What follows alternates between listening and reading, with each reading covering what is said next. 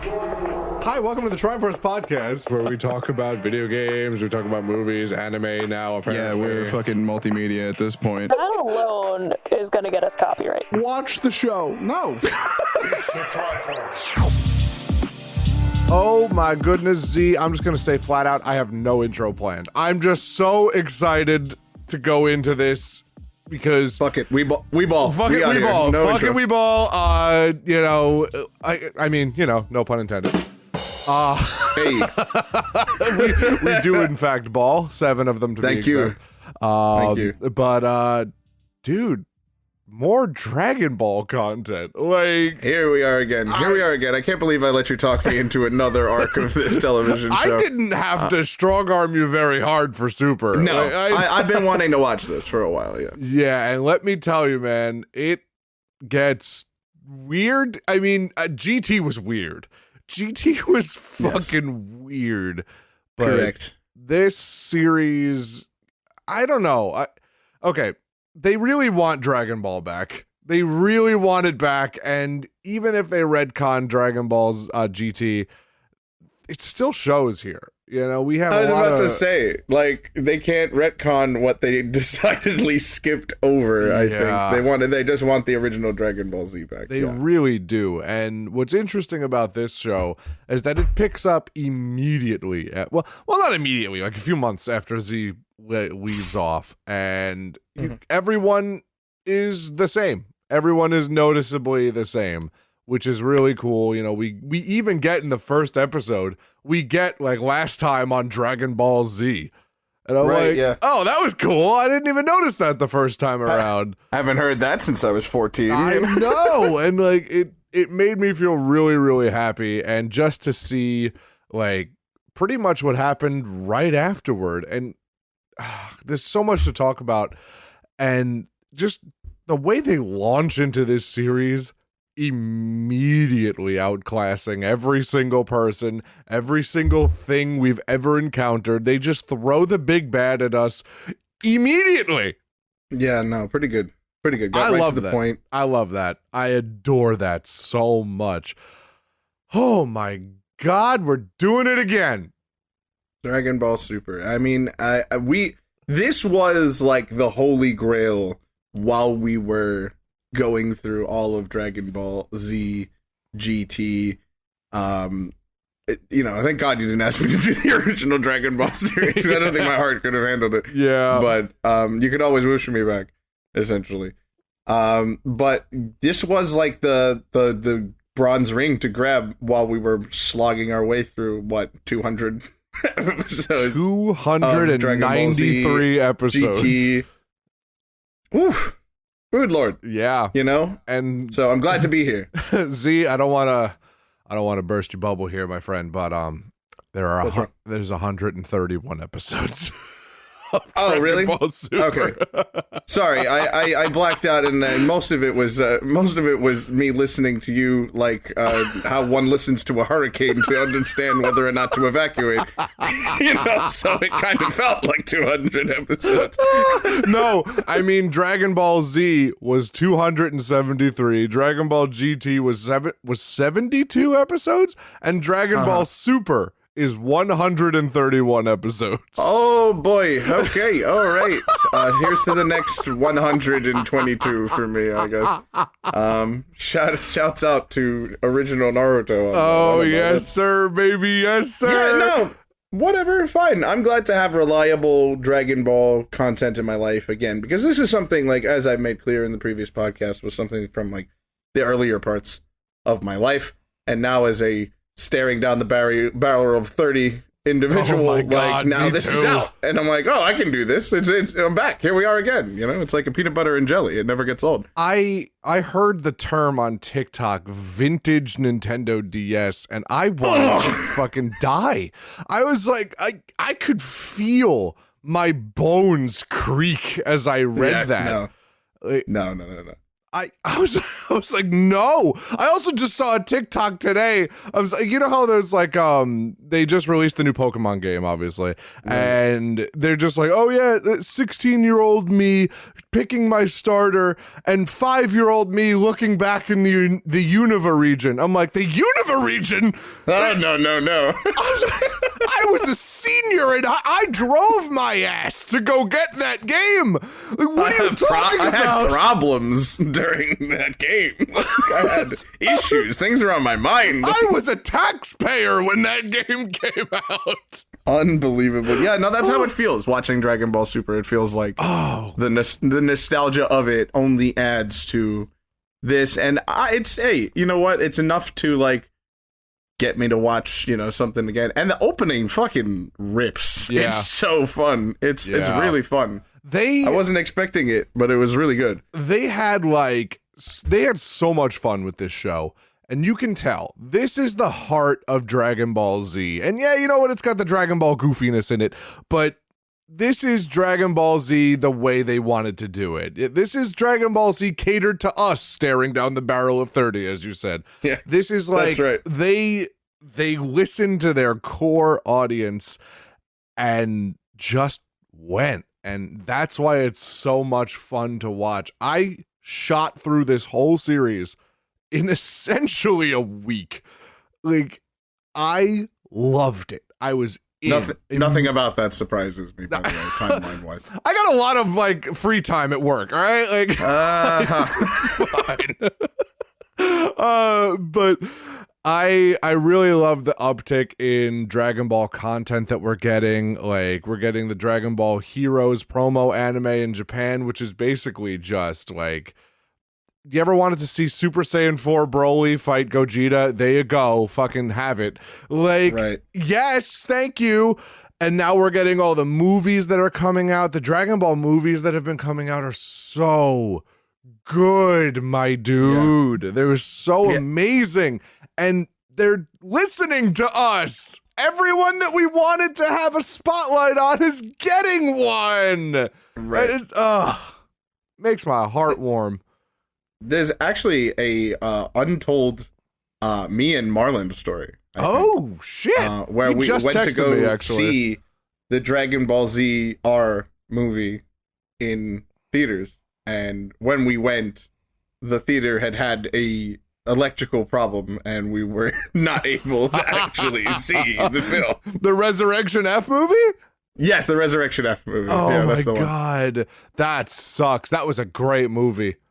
Yeah, that's the one. I was thinking of a JoJo All-Star Battle R. Excuse me, it's been on the brain recently. No, all good, all good. So Resurrection F. Yeah, we went to go see it, or intended to go see it. Anyway. Yeah, I mean that movie was so good, dude. And you know what? I adore Frieza as a villain. He's so fun to listen to, and he's so fun to have on screen. I am so like heartbroken about the loss of Chris Ayres this year, and just wow, how are they gonna do it in season 2? I just don't get it. He made that character so much fun. He's Hannibal Lecter in space. Like, right. It's so fun. It feels like when Mako passed. Like, it's like, who is gonna take up the reign of this like amazing character that like is well beloved? So I mean, anyone can do a voice, but like the passion and the fun that he had doing that character, I don't know if you can replicate that. Mm-hmm. You know, or you know, it'd be really cool. Get Linda Young to do it, the original voice of Frieza, and throw everyone run it back. Throw all our millennial friends for a fucking loop. Yeah, I feel like I would have an aneurysm hearing it again, but like a good one somehow. I would freak out, man. Like man suffers positive aneurysm. Oh man. But so it's not called I'm a on seizure. episode 8 of this. It's not called a seizure, Z. It's called a leisure. Anyway, fuck. Jesus.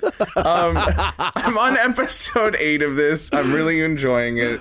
So far, the opening is really good. And I started watching it on Crunchyroll, but for whatever reason, on Crunchyroll, they only have it in the Japanese. Yes. So I had never really watched Dragon Ball in Japanese. I had not watched any of it. Z or GT, or even the episodes I had seen of Dragon Ball, the original series, had always been in English. So it was kind of weird. It was kind of a weird loop throw, but then I realized that the English versions are on various other places. So I watched it on Hulu. Got to see it in the dub. Yeah, Hulu has the English. That's where I'm sub. watching it as well, yeah. So you heard Goku's Japanese voice then? I did. So weird. It freaks me out. I remember jarring. It's the same voice he's had since Dragon Ball. It's like, dude, like, you are a whole ass 45-year-old man. You can't be sounding like that. I don't know, man. That's it. Yeah. It's from all the screaming. How does Gohan have a deeper voice? It's from all the screaming. It is, but Vegeta does the same amount, and he sounds great. Like, I don't get it. Yeah, Vegeta is awesome in the opening parts of this as well. Shall we get into episode 1? Oh, absolutely. And no, we are not bringing the shit stories back. I'm glossing over that immediately. No, we are not. Well, we can't. We would have to do it now. Right, yeah, no. Yeah, so that's what I'm saying. No, I'm not disappointed. I'm trying to let the folks know out there that this is a press conference and that we are not taking any questions or any criticism at this time. I did have a weird dream last night if we want to do dream stories, but it was funny. It was let's do dream stories this season. That's fine. Yeah, okay. I'm down with that. No problem. Yeah, so let's do it. I had a really dream stories. Let's go. I had a dream that made me wake up laughing so hard today, and like I woke Nicole up. She's like, "What the fuck is wrong with you?" So as most people know, I don't sleep very well very often, as my work schedule doesn't allow me to. But I'm taking much better care of myself recently. And as a result, I'm sleeping more soundly and I feel better when I wake up. And then that allows my brain to sleep. And as a result, I'm having dreams again, which is cool. I'm very happy about that. Yeah, so it's like that's my brain kind of healing itself from years of physical trauma. Yeah. Damn. Like, I know, it's cool. And the first thing that my brain decides to dream about is a story of me committing credit card fraud. Oh, that's good. If this can top the Bill Clinton bodyguard story, I'll be very, very pleased. That was pretty good. I still think about that. I say, "Here's your money, Bill Clinton." Anytime I ask, I give anyone money. Like it's. Oh God! So the way I remember it, I know it didn't start like this, but this is where I could remember it. I was driving to work, and I was going to work in the city, and I was actually out by your old house. And I was like, oh, I gotta get on the train. I gotta go to work. And I parked in the train station parking lot. And I'm like, wait, it's a weekday. I can't park here. So I went around the block and I parked on a residential street. And then I locked my car. And for some reason, it unlocked another person's car. And instead of being like, oh, that's weird, let me go to work, my dream instinct was, I'm going to get in and drive that person's car. Oh, my God.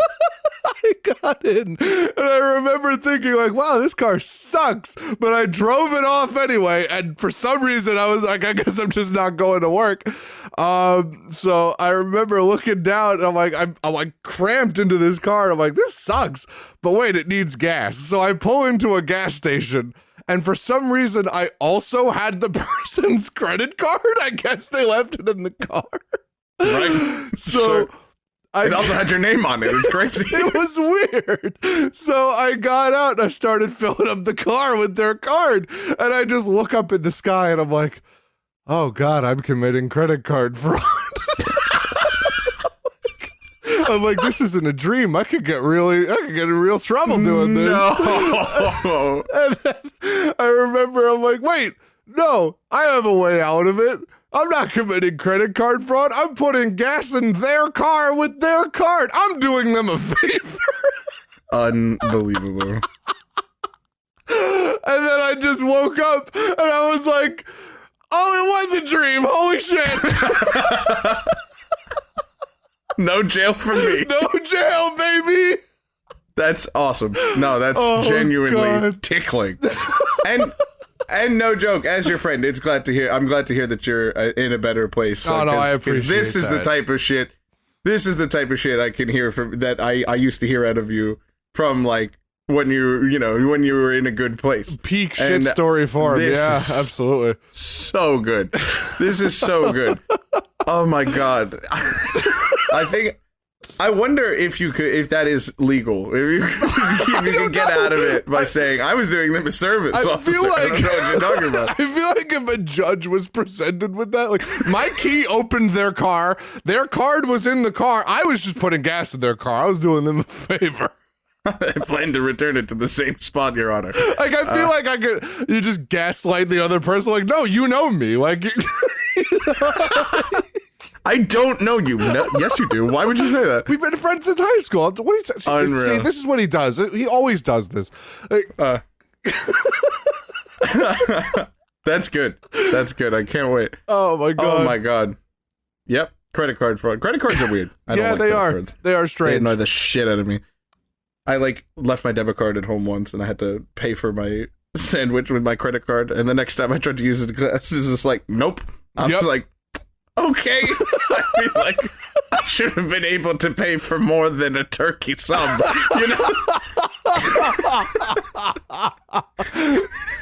I feel like I'm not that buying broke. a turkey sub, not a Mercedes Capital One. Chill out. Literally. Like it's just. Jesus, not a turkey submarine. Good Oh lord. my god, not a submarine from Turkey. Yeah, exactly. I've got underwater business. Anyway, Holy shit, dude.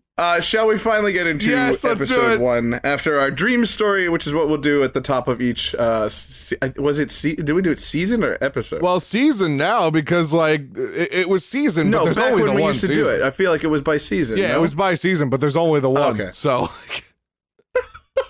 All right, we've got episode 1. Speaking of changes, I feel like I will change my Japanese dub voice to match the tone of Dragon Ball Super, which I feel so far has had just like a 89 to 93 totally rad surfer dude vibe for me so far. Yeah, it almost sounds like, to me it sounds like a PBS special. Like it's like Goku goes to the movies. Like it's Sure. Yeah. I'm thinking of doing so we've got episode 1, a peacetime reward, who gets the 100 million zenny, or in the Japanese dub, the rage reward. Who will get the 100 million zenny? Bro. Radical. I was doing a lesson on the Black Plague today, so I asked my students, "What's the sickest you've ever been in your life?" And no, I meant sick, like infirm, like not like the coolest, like the most radical you've ever been in your life. What's the gnarliest you've ever been? Yeah, I had to redirect a few. So this original air date July 5th, 2015. American air date January 7th, 2017. Sometime after peace returns after the defeat of Majin Buu. Just forget about GT. It never happened. Insane. Goku is forced, thankfully, by Chi-Chi to work as a farmer. Yeah. She said, God. none of this anymore. I am over it. She said, get a job. She literally said, can you imagine walking up to the literal savior of the universe and go, all right, it's turnip time, baby. Literally, like, impressive, but where's dinner, you know? Yes, exactly. Goten and his friend Trunks search for a gift for his sister-in-law Videl, who is now married to his older brother Gohan. Unable to afford jewelry or makeup, the two decide to visit a hot springs in the woods where they are told that the waters will rejuvenate to bottle up some mineral water for her instead. So, this was cute. It was a reintroduction. Goten brought Goku his lunch out in the fields. Yeah. It was wholesome, man. It was adorable. And, like, not only that, but it's like, it just goes to show that Goten and Trunks are kids. This is the first time they're really, like, seen acting like children. You know what I mean? They're just like, oh, we have to get this thing called toilet water that my mom apparently puts on her face. So like, it was it was supposed to be like a perfume. Like it's like something they toilet, like something like that. Oh, toilet water. Yeah, toilet water. Yep. So, and Goten's like, toilet water? That's weird. So, they're like flying around and trying to find this gift, and they fight a giant snake for a bottle of mineral water, and they bring it back to Videl, and Videl's like, you know what? Like she plays it off like it's the best thing in the world, but she's like, these idiots, like this is just water. Like, yeah. Just No. You know, Yeah, she was cool about it. Yeah. Yeah. While there, they are attacked by a giant snake, which they managed to scare away. Yeah. I mean, it's very, the classic very early Dragon Ball. Dragon Ball stakes there. Very Dragon Ball original. It's like series if stakes. Dragon Ball happened alongside Kid Vegeta. That's Goten and Trunks. And True. I love that. I really adore that. I love their dynamic. You know, it's like if Goku and Vegeta grew up friends. And Oh yeah. Oh yeah, no. It's really sweet, and this episode was fun. Is there more to the description? Yes, there certainly Good, is. So, good. Because I was gonna say there's a lot more that happened in that episode. Sometime later, Mr. Satan visits Goku and gives the 100 million Zeni reward that he received for his purported role in saving the Earth from Majin Buu. Goku initially tries to refuse, but is pressured by Mr. Satan into accepting. Goku gives the money to Chi-Chi so that she will let him train. You know what? I was like, at least Chi-Chi got something out of it this time. Like, Yeah. at least Chi-Chi got some fucking recompense. She this got time around. $100 million. Like that's unbelievable. Right. That's so much money. Imagine if you will. Like, or you know, I wish Nicole was here because I could tell her to imagine. Like, imagine I had been unemployed for like 2 years and just sitting playing video games all day and getting good and being a streamer and whatnot, not making any money. And then one day, I just come home with $100 million. Like, and I'm more just like, money than anyone should have. can I go back to doing what I'm doing? I'm pretty sure Nicole would be like, oh, fuck yeah, you can. I'm like, what do you mean? Yes. Sorry, I can't hear you over this Mercedes. I'm literally, like, the blood has literally left the hearing center of my brain. I'm gonna need a minute.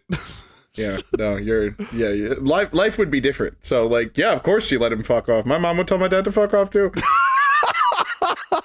Yeah, Elsewhere in deep space, Beerus the Destroyer has awoken from dreaming of a worthy opponent, prompting himself and his attendant Whis to set out to discover who this figure is, as Beerus cannot remember. Now, So, Beerus. Beerus indeed. We find out so much about early Dragon Ball lore from the first 2 episodes of this fucking show. It's unbelievable. I don't know if it happens in this episode, so I'm gonna wait until the second one to see if it does, and then I'll say something. But Episode 2 is kind of like he's like at the end as well. You know, it's strange. We got episode 2, To the Promised Resort. Vegeta takes a family trip. oh, this was Or- cute. Yeah, it was great. Or in the Japanese dub, it's only different by one word. To the Promised Resort. Oh, damn, I brought back to it. To the Promised Resort. Vegeta goes on a family trip. Trip? Yeah, because that's the question mark exclamation point. Oh, fuck, dude. Whoa, radical. As Goku goes, Jesus, I'm like accessing like a Teenage Mutant Ninja Turtles part of my brain I didn't know existed. Just let Michelangelo say fuck. Yeah. As Goku goes to King Kai's planet to train, Vegeta, Bulma, and Trunks take a family trip to a resort. While Bulma and Trunks are enjoying the time together, Vegeta is bothered by the fact that Goku gets to train and he does not. I mean, one of them had the brain cell for the day and the other one wanted it back. You know, it's all it is. That's them.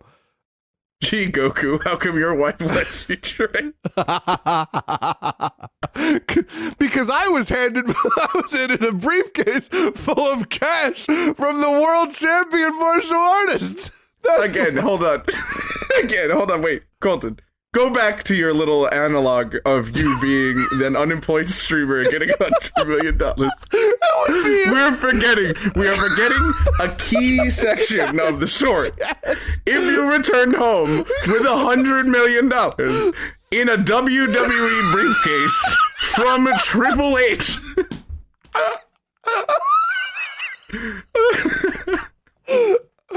Oh.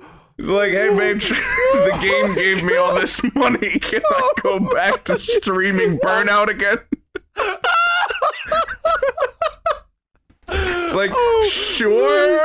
Thank God. How do you know Triple H? I know for a fact Nicole would look at me and go, I don't want answers. I love that. I don't want anything to do with this. I'm taking the money and using it. That's it. Ooh.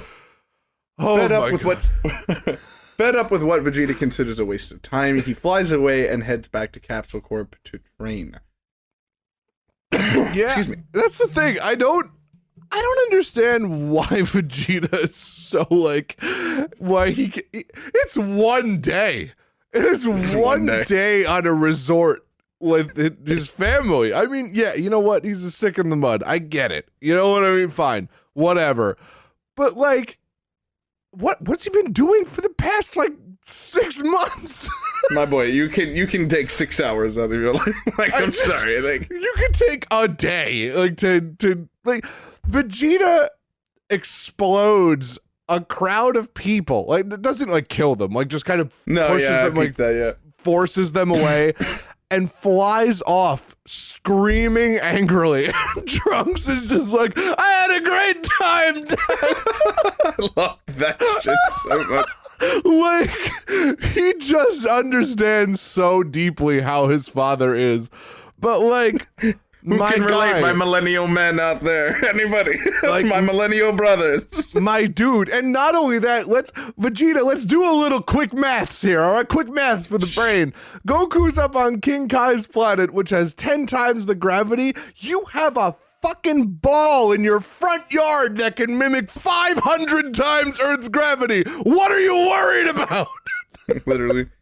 You can take a 6-hour rest day. You're good. Like, it's fine. What are you worried about? Oh, me! Yeah. Somewhere in space, Beerus and Whis scour an alien planet in search of dinosaur meat. They are confronted by the planet's strongest dweller, who Beerus overpowers before effortlessly destroying the planet entirely. If beans had 4 arms... It was if a bean had 4 arms, that's what he beat. Yeah. Yeah. If it was an interesting looking alien. If Goro and a mighty bean fused, like I'm gonna see if they ever made Mortal Kombat Mighty Beans. That is the second Mighty Bean reference on the Triforce podcast. Sponsor us. Oh, my Mattel is just like, I feel a disturbance in the force. We were referenced by a video game podcast. I'm like 6 It listeners. does not seem that there were any. Nope. There were no Mortal Kombat Mighty Beans. However, I feel like they might have loaned themselves to such a suggestion. Oh yeah, without a doubt. At that time, Beerus has another vision of his destined opponent, who he can now name the Super Saiyan God. So Beerus becomes obsessed with trying to find the Super Saiyan God, and is traveling and destroying planets. We see him in the first episode. What I really love about Beerus as a villain is that he's just a gourmand. Like, he loves food. Yep. And he loves sampling food from different planets, and if it's not tasty, he just fucking blows them up. That's his criteria for letting them live, is just if they're good cooks.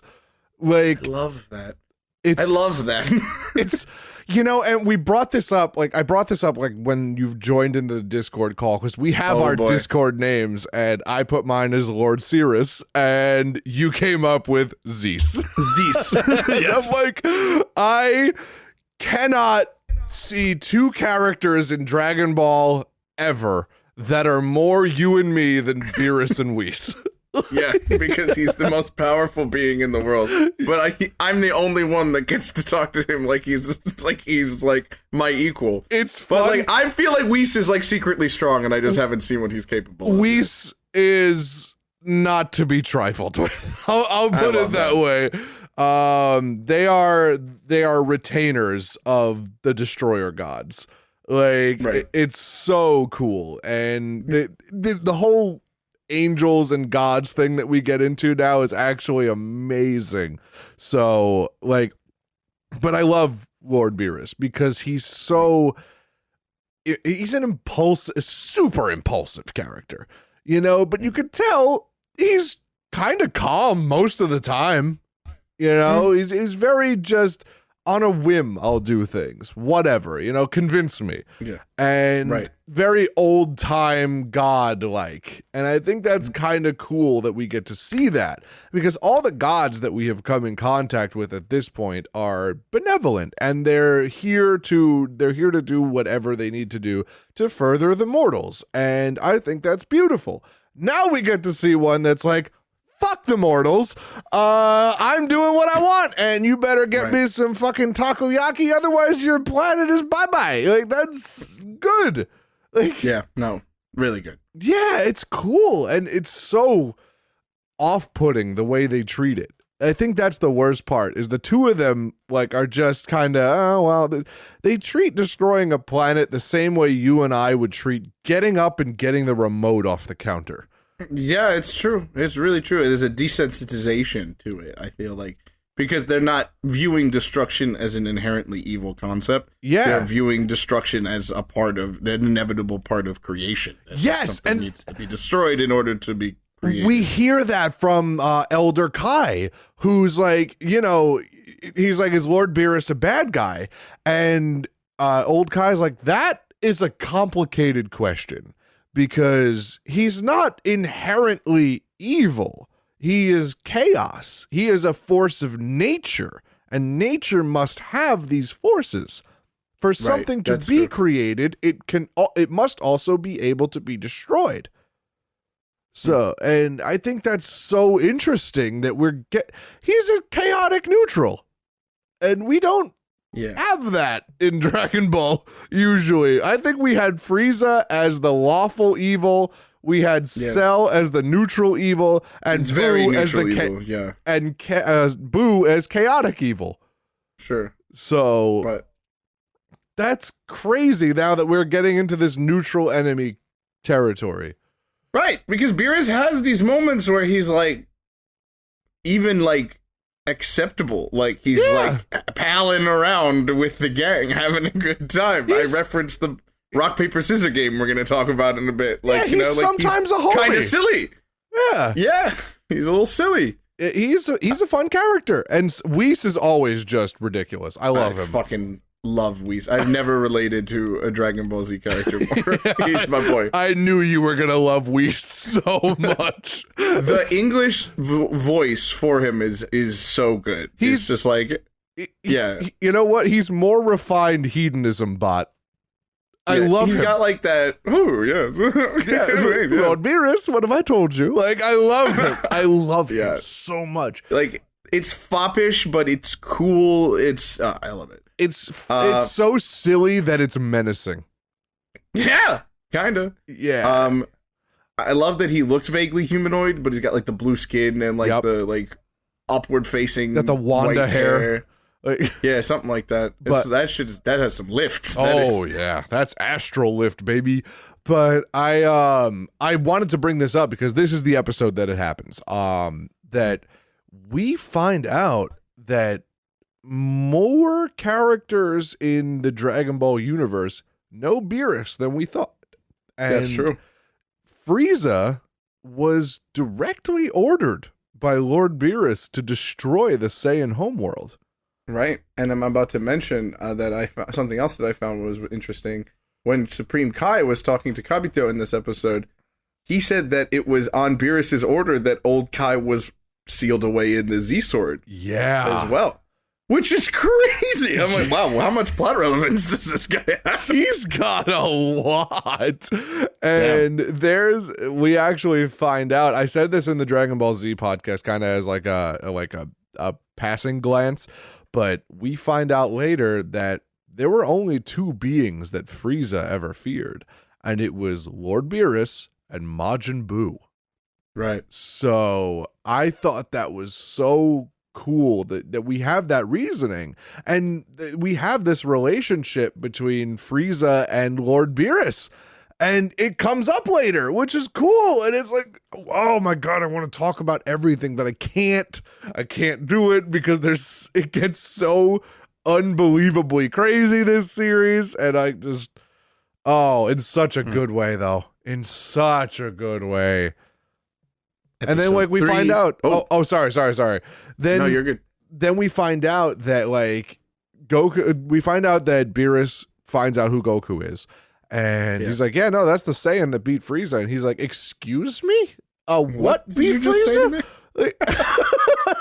It's like, I specifically sent Frieza there because no Saiyans could beat him. True. It would be like finding out if like Pol Pot was killed by like a very, very determined possum. You know, like it's like it's a weird story probably for him, you know? Yeah, really. He's like, I have been out for far too long. I have to go meet this Saiyan. And but that's not true because he's only been out for 39 years. He's supposed to be sleeping for longer, apparently. 40. He's a little early, so... oh, no, 365, oh, geez. Well, I mean, when you That's know... a lot of time, yeah, sure. It's a lot of time, and when you're preparing for it, knocking a year off your plan, pretty bad, actually, you know? That's a lot of time. So, you know, King Kai and Supreme Kai and Elder Kai are like, we cannot let Goku know about this motherfucker. We can't. He can't. We can't let that happen. He will destroy us all. So, and then I love how Beerus is just like, okay, we're gonna go find this guy, and then King Kai's like, oh no. Oh boy. All right, episode 3. Where does the dream pick up? Find the Super Saiyan God, or where's the rest of the dream? In search of the Super Saiyan God.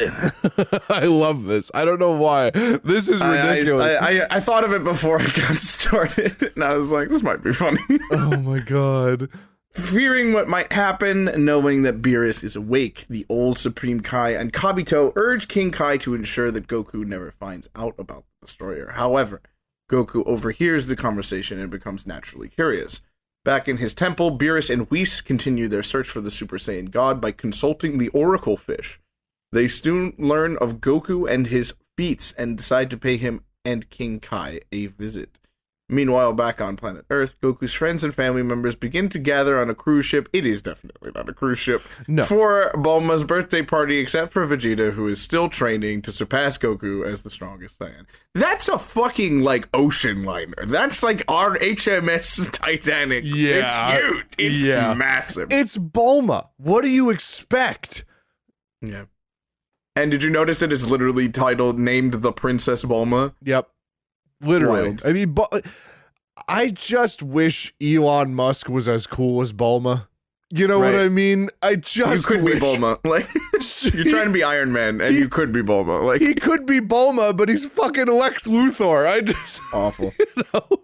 Lex loser. Oh, ooh, fucking got him, fucking got him, fucking got him. Okay, got him. Score one for me. Episode 4, Bid for the Dragon Balls, Pilaf and Crew's Impossible Mission, and Aim for the Dragon Balls, the Pilaf Gang in action. Emperor fucking Pilaf. Really do be just boomeranging his ass back into this story. No, why? I don't know why they insist on keeping him in the story. He's a little goblin. Even Garlic Jr. was more of a threat. Like, Yeah. why? It would be less jarring to see Garlic Jr. fucking around right now. Like, really? Because he at least would be closer to his last appearance. I Right. just don't understand why they had to put Pilaf back in. But that's the thing, is they tried to put Pilaf back in GT, but then they decided that GT never happened.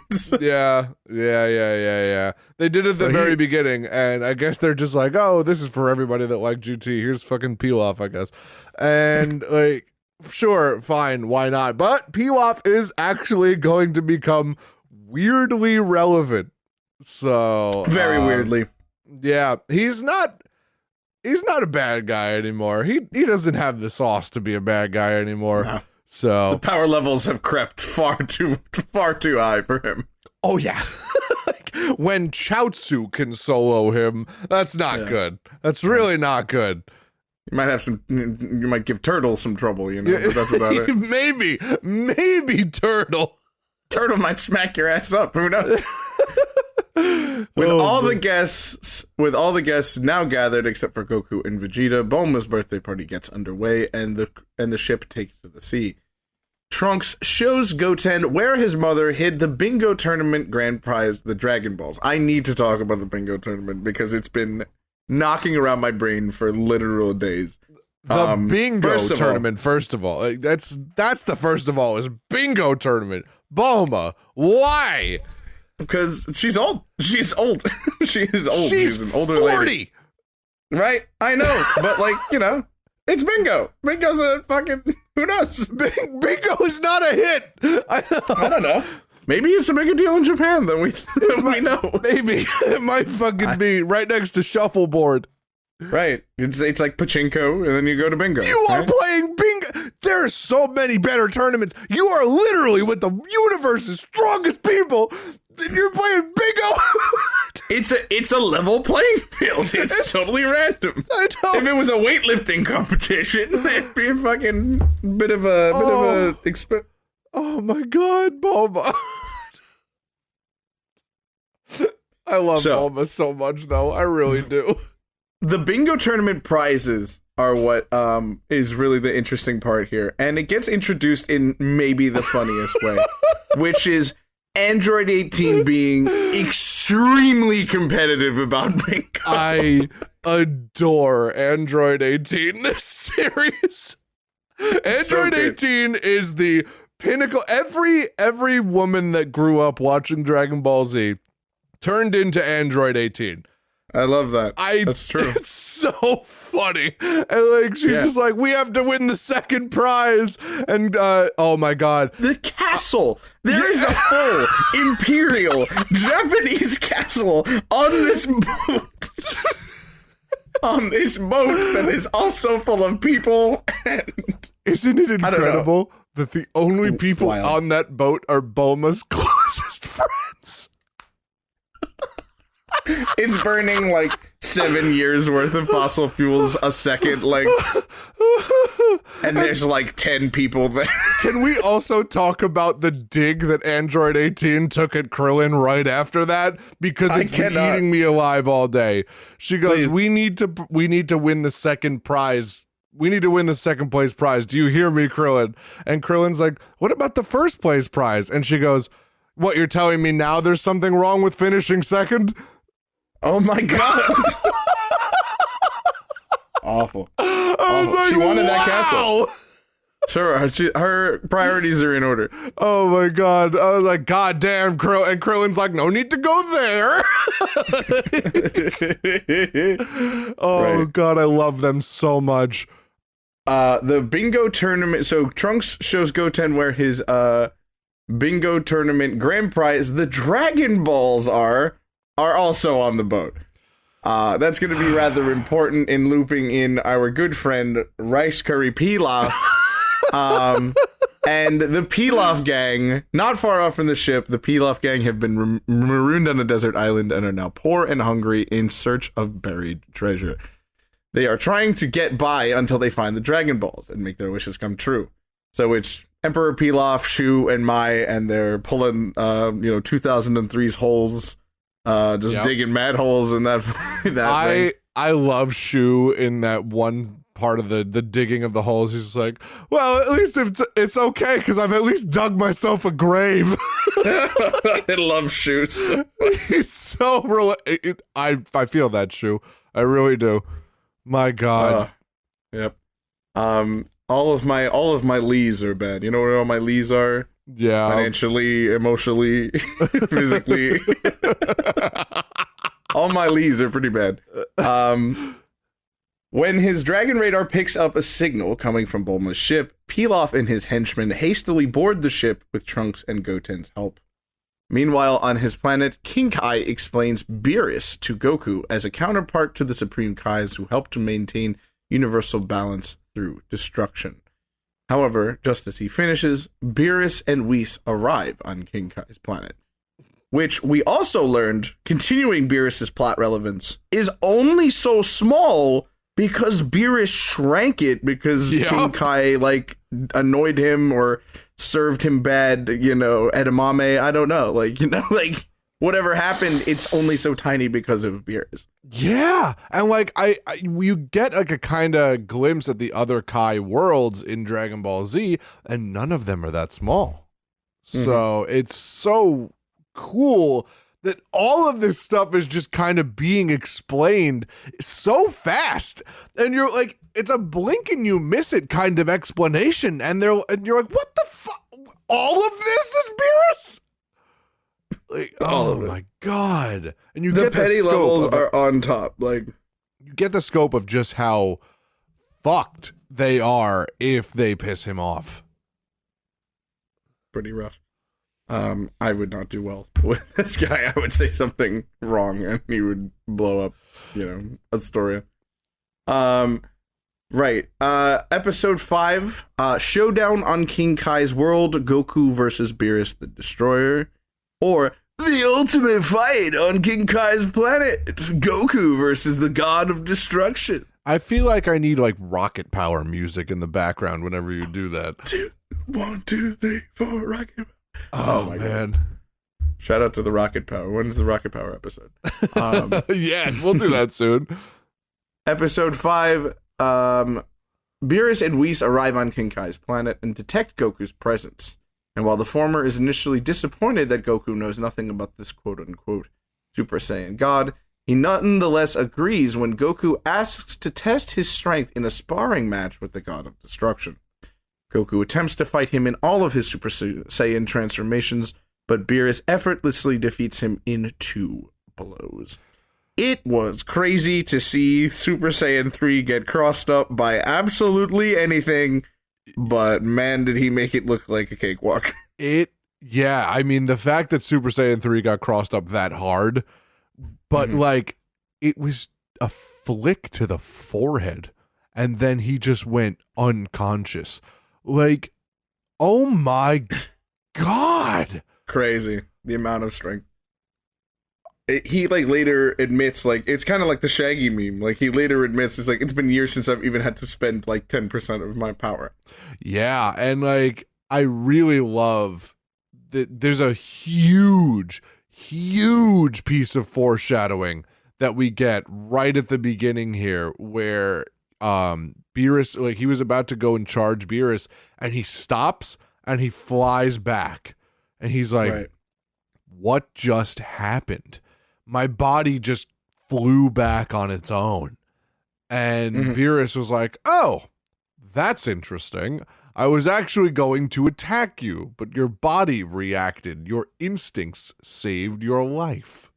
Right. Even if you didn't know, even if your mind is still trying to catch up to what just happened. And I'm like, oh my God, that's crazy. That's so crazy that his body just noped. Said, nope, not doing that. No thanks. Man, really, I mean, there's those kind of motions and those things that are instinctively built into us. Wanting to recover balance after you miss a step on the top or the bottom step. Yeah. Those are just things that just your body can do without your, knowledge. So yeah, it's true. Goku, gets kind of slammed into the planet. Beerus and Whis head for Earth shortly afterwards. while King Kai uses his telepathy to warn Vegeta ahead of their arrival and ensure that Beerus does not get upset. Oh, dude. That would be a very bad thing. If playing host, like, is up to Vegeta, Right. oh boy. Not great. Oh boy. Episode 6, Don't Anger the Destroyer, a heart-pounding birthday party. Or, Don't Anger the God of Destruction, excitement at the birthday party. Oh, dude, this was a great episode. Agreed. I enjoyed this. This was the episode where I was like, yep, nope, we're good. I can dedicate time to this. I'm all right. Beerus and Whis arrive on Earth as Bulma's birthday party is underway. Paralyzed by Beerus's presence, Vegeta recognizes him as being the one who once visited planet Vegeta and forced his father, King Vegeta, to his knees. So Vegeta is scared absolutely shitless of Beerus for very obvious reasons. But now he's just like here at his wife's birthday party that he didn't even want to go to. Oh, dude, can you imagine? Vegeta just like, it's just a sitcom zoom in. It's like, and this is why I don't go to these things. Canned laughter. Oh my god. Well, I guess I didn't get the guest list. Stupid. Just, my god. Right. Oh wait, can we talk about this one line that happens when Vegeta shows up and he's like laying back on the armchair and Bulma's like, oh, there you are. Like, come on, let's go and mingle. It's like, let's go see our friends. And then Vegeta's just like, oh good, let's go see Yamcha. I don't know. Like, is it because Yamcha's useless or is it because of the history? Either way, it's very fucking funny. I think it's both. I think Yamcha is just accepted his role as the group punching bag and he's taking it in stride. And I really love that because it's almost making him better than Vegeta. You know what I mean? Like, man's been out here. It doesn't matter, you know? Of doesn't course. matter if he's like a low battery character. He's still such a chode, but I love him so much. God. So Bulma pops up and assumes that Beerus and Whis are Vegeta's friends and invites them to join the party, which the two gladly accept as they become enamored with Earth cuisine. Though Vegeta tries his best to ensure Beerus remains calm as he and Whis mingle with the guests, the Destroyer becomes furious when Majin Buu refuses to share the remaining pudding and attacks him for his insolence. Have you seen the fucking South Park overdub of that? I don't believe I have. Oh, no, Kitty. Is it No Kitty, This Is My Pie? It's my pie. Yeah, that's fucking funny. Sorry. I had to like put it together like Sherlock Holmes. And eventually I got there. Hilarious. That's actually really good. If you can send that to me later. Oh, yeah, absolutely. That makes me laugh every time I see it. That's fucking good. I love that Vegeta just looks at Majin Buu and then looks at Piccolo and goes, these two are the most likely to fuck this up. Oh, right. I was like, fucking Piccolo has done absolutely nothing wrong. Has done nothing. I don't know what his problem is with Piccolo. Like, what did he expect? Like, Beerus is like, I'm the god of destruction, and Piccolo of all people is gonna be like, go fuck yourself. Like, no. He doesn't even talk to the people he likes. What are you talking about? Piccolo is a deity. Piccolo is Kami. He knows the danger. That's true. That's fair. Oh my god. You are right there. I have to give it to you. That's so funny, dude. And we can see in this scene where like Beerus is this like, you know, this overarching power, and he's like about to kill Vegeta, and then Bulma turns to him and goes, "Oh, are you Vegeta's friends? Here, come party with us." And he's like, "Oh, well, this is delightfully unexpected. I'll join you." Like, just so impulsive. Like, the second something new enters his ear, he has to address it. Like, yeah, I like that. I like that about him, to be honest. Like, it's unpredictable. He is an unpredictable villain insofar as, like, he doesn't fall into a predictable DBZ, like, I think like there have been villains that have tried to be like funny, aka Boo, and there are villains that are like charming, like Cell, and there are villains that are like outright evil, like Frieza, and like are very like world domination. But he just is fickle, changeable. He just I love him so far. Yeah. He's been a lot of fun. And like it's not like the type of chaos that we saw with Kid Buu. Kid Buu was just pure destructive force, and we knew that whatever's around him is in danger. That's all we knew, and because there was no spark, like there was no even remote hint of good in him. And we knew we could predict his actions based on that. With Beerus, we don't know what the fuck is in there. And he makes that very apparent, where it just changes.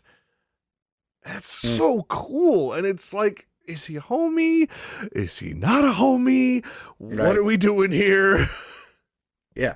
And there's a lot of different power levels on this boat. Like, there are a lot of different characters here. We have, Tien, Roshi, Ox King is here, Panchi, Dr. Briefs. Like, there's a lot of different characters here on this boat. Like, Puar is here, and Oolong, and all of these characters that we've come to know, but like... From Puar to Vegeta, that's a spectrum.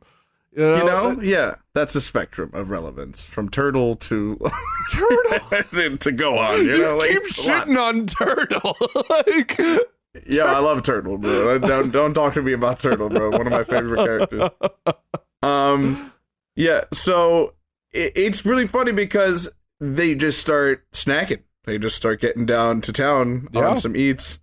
And they play the takoyaki game where one of them is filled with wasabi and Vegeta almost has a heart attack because he starts making a face that might have suggested that he didn't like what was in the takoyaki. And I was crying. I thought that was a really inventive use of that. But who did it fall to but Krillin, of course, as usual.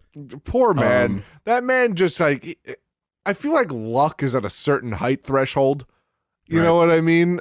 And because him and Chaozu really just catch the business all the time. 4'8" and under, there's nothing there for you. I'm sorry. It really is. So I really liked this part of the episode for sure, and they're like not trying to get him angry, but of course, who should do it but Majin Buu, slobbering over a whole thing of pudding instead of giving him literally like one tube of it. He just wanted to try it. Like, that just shows you how, unreasonable Boo can be. But he gets absolutely robbed for it. He doesn't understand. And I know. Like, he just doesn't get it. And I understand that, Satan should have had what a fucking sentence. Satan should have had a better grip on that.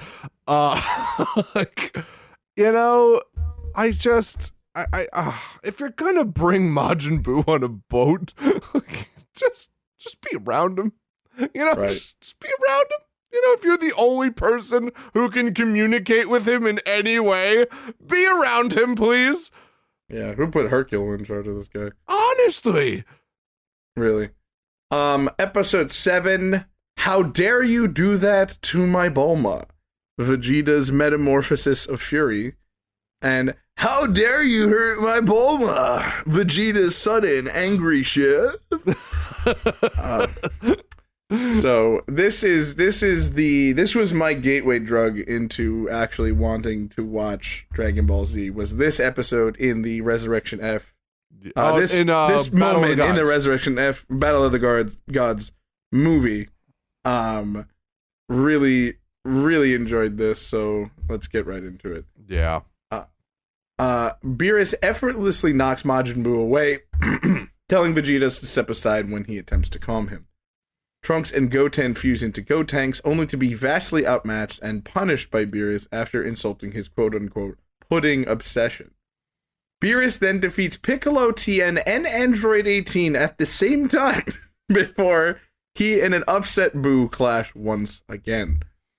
Boo just while that's observing the thing battle, about Boo. Dende, who's also on this fucking ship, by the way, I'll let you speak, but fucking Dende's here. Yeah, well, Dende's a homie. They would Yeah. imagine. I'm just gonna call up my friends: Vegeta, savior of the universe; Majin Buu, killer of the universe, and quite literally God. So, like, no big deal.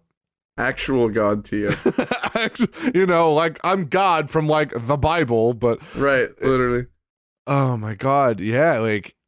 And the thing about Boo is that Boo just keeps coming back for more. The only way to True. kill Boo would be to destroy him. TM. Like, it's so crazy. Like, Boo is probably the only one that can square up. While observing the battle, Dende realizes what Beerus actually is, aka the God of Destruction, and immediately informs Piccolo. Before Piccolo is able to warn him, Gohan powers up and charges before Beerus, before the Destroyer uses Boo as a weapon to knock Gohan down before tossing him aside. Fucking crazy. Yeah. Imagine getting hit with Majin Buu. That's no good. That's a giant squishy hammer. That's no good. Yeah. It's like the toy hammer. Like there's some like recoil there. Fucking literally. Yeah, so Gohan in his button-down and vest tried to step to the God of Destruction. But Vegeta attempts to stop it, but is forced to the ground by Beerus, who expresses his disappointment of him being just as weak as his father was. And it looks about that Beerus is about to kill Vegeta, and he has a line where it's just like, well, I guess, if I have to go, dying to the God of Destruction seems pretty noble. Oh, yeah. He understood that the power levels were not worth fighting back on here, which was crazy. Exactly. I mean, it literally took the force responsible for destroying everything in the universe to kill him. I'd say that's a pretty good achievement, Yeah, sure. I mean, he's been through plenty in order to kind of claim that. Agreed. However, just as Beerus is about to finish him off, Bulma slaps Beerus, walking up to him and yells at him for ruining her birthday party. Beerus retaliates with the backhand. Vegeta, losing his temper at seeing Bulma hurt, powers up to a previously unmatched level. How dare you! That's my Bulma! Oh my god, dude. Oh, it's yeah. hard. It's hard. It's so fun. If somebody slapped Nicole, I would Right. go to jail that day. They would be a hashtag. Like that's it. Oh my god. Like, that's it. Jesus, man. Okay. Yeah, no, I definitely showed Abby the same thing. I was like, look, if anybody even tries to say some fucking dirty racist shit to you in public, I'm going to turn off. It's not going to be there anymore. That's it.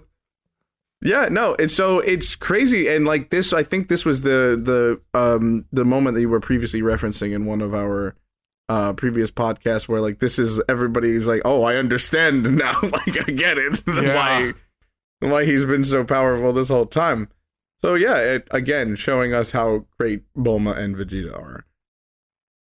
I love them. I really love them. The Gomez and Morticia Adams of anime for me, 100%. I guess so. I don't know if I really don't think Gomez and Vegeta are comparable. No, but like when it comes to iconic, I feel like I guess they're so. iconic. Both of them are iconic. When it comes to TV, I think of them. When it comes to anime, I think of Bulma and Vegeta, to be honest. Yeah, I mean, I would think that they're the best couple, and also not gonna lie, in this series, in this series, we kind of get to see more Goku and Chi-Chi, which is nice. Oh, thank God. I can't wait.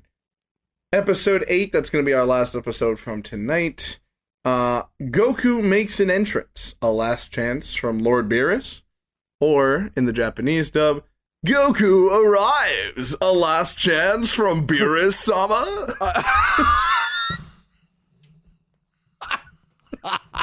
I made the right choice. Quoi, Destiny? Nani? Having powered up, Vegeta charges toward Beerus and proceeds to beat the fuck out of this, man. Oh.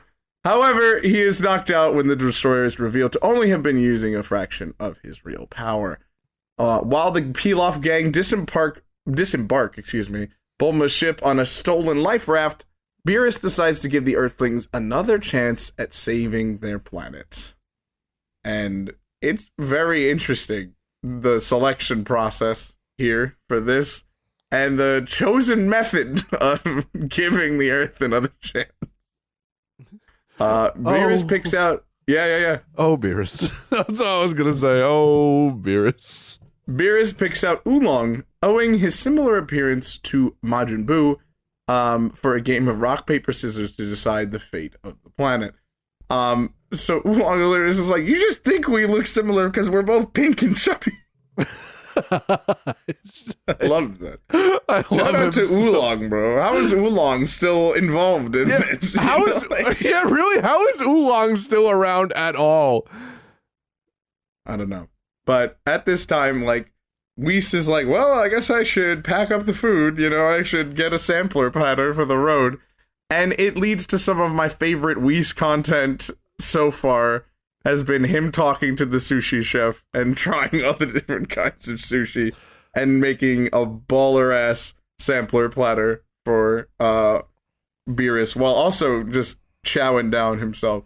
While the fucking world is collapsing behind him. Like I said, I love him so much. Right. This is the level of apathy I wish to achieve. Right. Exactly. And, like, while you would be destroying the Earth, I would be ordering sushi, you know? Like, while you play a children's game with a pig, I would be determining whether I wanted yellowtail or mackerel, you know? Oh, my God. Oh, man. After a couple of ties, Beerus eventually wins and proceeds to power up his attack. Just as Beerus is about to fire, Goku arrives and requests that Beerus give them a reprieve, as he has thought of a way that they can get to either get the Super Saiyan God here or figure out who the Super Saiyan God is, using the Dragon Balls on board to summon Shenron. Yeah. I mean, yeah, works for me. It's the Dragon Ball gang all in the same location with all 7 Dragon Balls. What did you think was going to happen? Like, it's crazy that Bulma is giving away a shot of talking to Shenron as a bingo prize. Like, yeah, anything in the world you want. Yeah, like what? Anything at all. It's so unbelievable, dude. It's also for the fact that it's their closest friends. You know, like, imagine we were like, one of us was the dumbest rich person on the planet, and we invited maybe like Nicole, you, Abby, Marlon, Jiggy, maybe Rob. Right, the whole squad. We gotta get all the power levels up there. That's it. But that's it. Like, we just auctioned off a jet, a castle, and literally anything you could ever want. A god. A divine wish. Guaranteed to come true. Actually, more than one divine wish, because there's 2 of them. Oh, wow. Yeah. Bulma. It's insane. Oh, it's insane. I feel like Bulma and Whis are in the same mental space. And, like, I think it's, like, a little bit later on that they actually have a little conversation, a little get-together. So I can't wait to see that. I can't wait to see more of Super. I'm glad that we're here. I'm glad that we are doing Dragon Ball content again. It's good.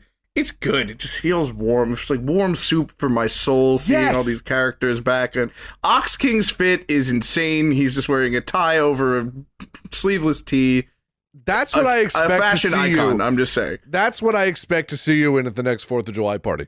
Literally, though. Like, I'm going to do it. Like, that's it. Like, oh my God, that is ridiculous. I love it so much.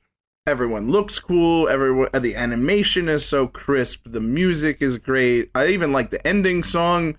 The characters have been awesome. The villain has been great. It's Dragon Ball again. It's just it's reliable. It feels good. It feels like home. You know? Yeah, I know exactly what you mean, which is the craziest part. Yeah. It just feels like we never left. It feels like we never left. And the love that they poured into every single character in this show, where they just doubled down on who we made them out to be as people, it makes it so good. Like, they did such a good job listening to the fan base this time around. And it's thrilling. It's a thrilling experience to be back. I don't mean to extend this any further, but like, I think a lot more content anywhere really would be better if you just listened to the people who it's going to be consumed by, and stop listening to like shareholders and like target test audiences and like just this like algorithmic like sense of creating things now. Why don't you just listen to the people who love it? That makes the most sense to me. Like, I'm like, get me in the Marvel boardroom, in the DC boardroom. I'll fix the whole thing. Did you hear that, Game Freak?